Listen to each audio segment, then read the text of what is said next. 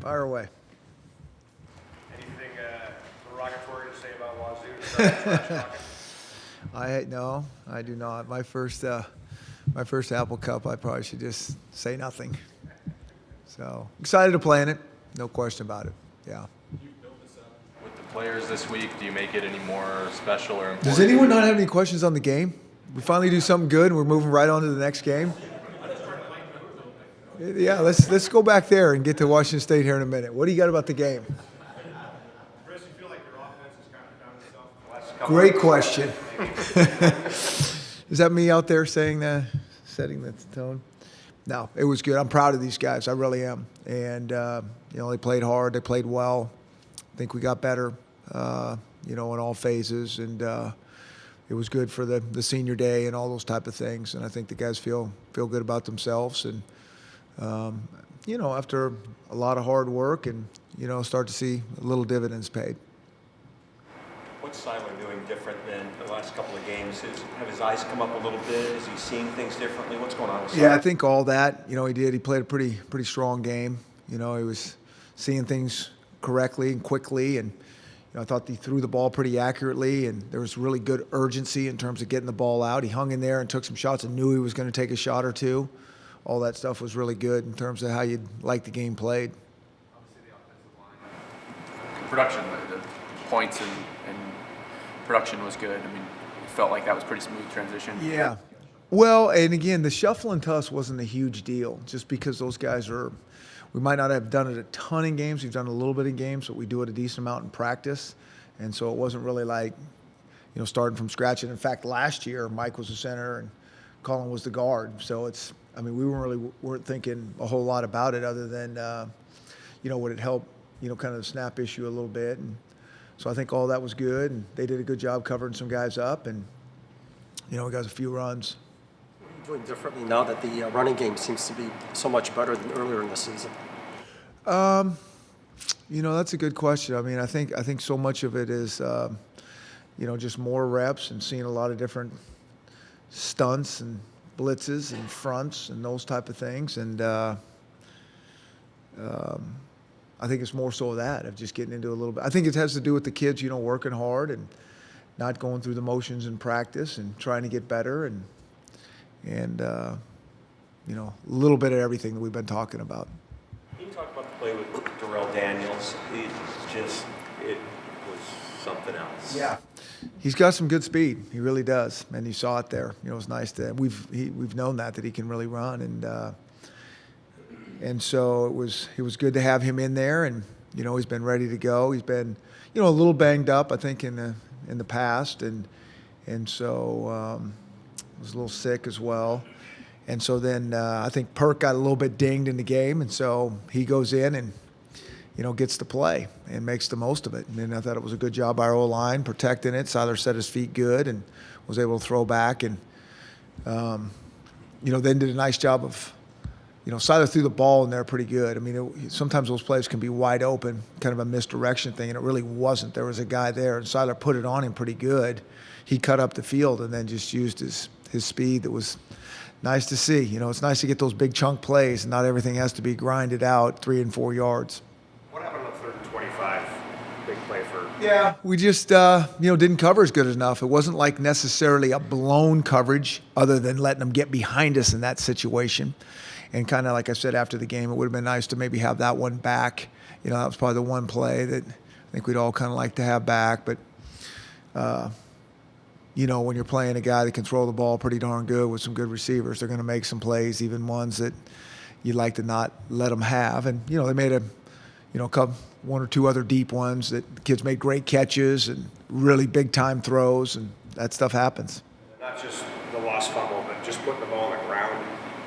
How much does that just kind of eat at you? Well, yeah, it does. It eats at you pretty good. It's whether the ball's turned over. I mean, that's the ultimate sin around here. But even when it comes out, I mean, we're all very, very high anxiety on those things for sure. And like I said, I mean, we work on them every day, whether we're trying to get them, whether we're trying to create them, whether we're trying to hang on to the ball. It is worked on every single day. And I know this. No coach has the answer on how to get that done better, but it is something that we focus on and show tape on it and actual work on the physical drill of that. So, yeah.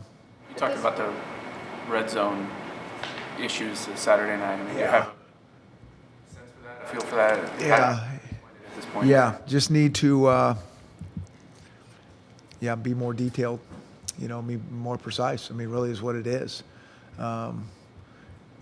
We'd like to be able to run the ball a little bit better down there. Things get a little bit tougher down there, but that's when we really need to be able to do some things. And if you can do that, then you might have a chance to throw it when things are tighter down there. So you guys have tried a lot of different things. I mean, throw back to Seiler even. I mean, got that point where you just pull out all this stuff. No. I mean, we'll like things down there, and it's not one of those things where it's like, well, let's just try this and see what happens. It's really not. I think that's part of kind of some red zone things. So. At this point this season, you've seen most of the D lines in the Pac-12. How good is yours in comparison? Is it the best in the league, you think? That's a good question. I think there's some good D lines. I think the team that we're going to play has a really good defensive line. So I have a hard time, when you're splitting hairs, saying ours is the best or the third best. I don't know. There's some pretty good D lines in this, some good defensive linemen in this conference, and I think overall, I think Washington State has a really, really strong defensive line. I do. Lane's kind of gotten the bulk of the carries the last 2 weeks. When did it was a search for a while? When did he start establishing himself as that lead ball carrier? Well, I go back to say the same thing. I mean, he was pretty banged up, and so we were just kind of waiting for him to get healthy, to be able to get him back in the mix. There's no other position that's going to, you need the guy healthy. I mean, he's going to get hammered the first time he touches the ball. And so if not, it's hard to really throw a guy in there. And LeVon had been a little bit banged up as well. And so to get both those guys healthy, helps. And Coop's been the guy that's, been the mainstay back there. So it's good to get those guys back. You crossed paths with Mike Leach very often over the years? No, not a ton, a little bit, and I enjoy him. I really do. I mean, the little that I've been around him, I really enjoy talking to him and hearing what he has to say and those type of things. Books at all? I think I have. I've read part of it. I look through a lot of different books, and I mean, it's good stuff and accurate stuff, and there's always stuff you're going to get from other guys. When you were at Boise, before Bill Moose hired Mike, did he call you at all? Yeah, about saying no. And so Bill's he's a good AD. He really is. I mean, experienced with him when we were at Oregon, and I was always really, really impressed in terms of how he can move the needle forward, and he's done that over there as well. And so, good guy, good AD. What are your thoughts on Luke Falk and the system and Mike Leach? Why are they so successful? It's amazing. It really is. It's amazing. You redshirt freshman thrown in late in the season and all that. And it looks like he's been playing the whole season. And so, I mean, the one thing that Mike Leach knows is quarterbacks and how to throw the ball. And so those kids that he recruits over there, he knows what they need to do to fit into his system. He's been working that system forever, knows the ins and outs of it, and they do a great job. I mean, it is so unique, someone's going to throw the ball that much. They're never going to be out of games no matter what's going on. They can always, they can get ahead in 2 seconds. They can come back. It's definitely unique, and he does a great job with it. Can you talk a little bit about John Ross from game 1, the defensive back? Did he grow on game 2? How he graded out? And then just also, Mike Leach is going to throw the ball 80 times. Yeah. And you've got a young secondary. Yeah. Is that going to keep you awake? Well, it always does. I mean, and the good thing is these guys been playing, a lot of these guys most of the season, and John Ross has been playing a handful of games, and he's getting better every game, and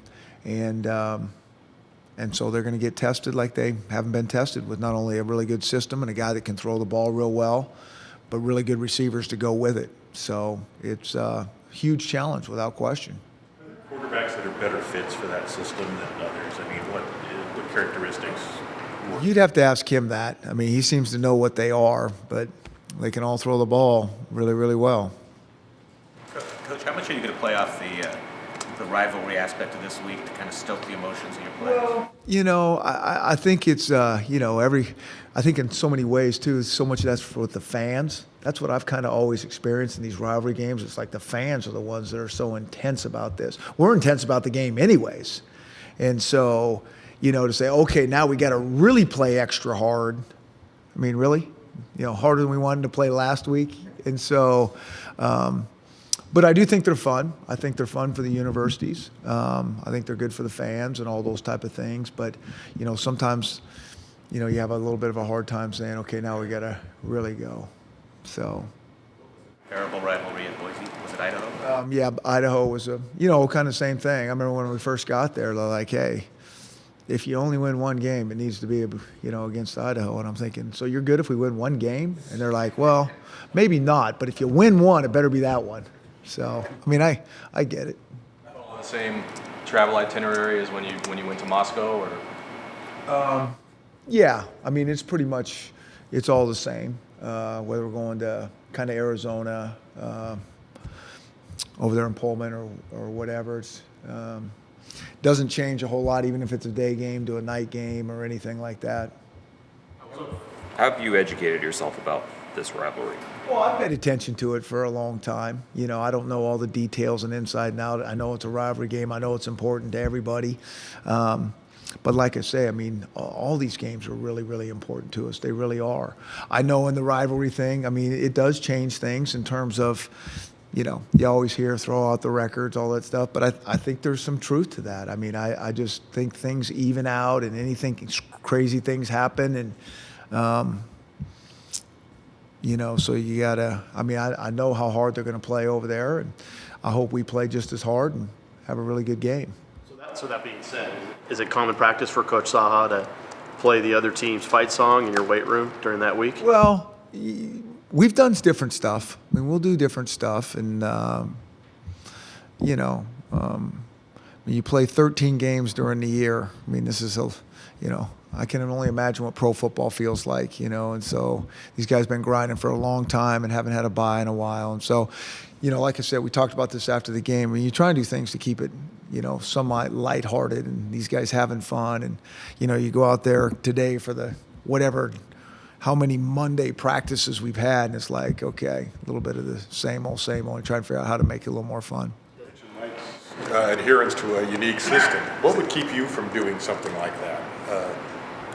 Yeah, I mean, I think you just, you know, it's probably just kind of how you're raised. I really do. You know, I think his background is in that, you know, probably started way back in the day with, I think, Lavelle and over at BYU, and they were really some of the forefront guys in throwing it. And so that's where he started. And you know, so I think, you know, whether a guy's an option guy or throw it a lot or a balanced guy or run the ball, I think a lot of it probably has to do with kind of how you kind of, maybe even as a player, but certainly starting your coaching career. And I'm speaking for myself, so I don't really know, but I think that's probably how it goes a lot. Breaking it down over the years, it seems like the defensive mantra has always been historically to try to make a team one-dimensional. And yet he's had a lot of success almost kind of being one-dimensional.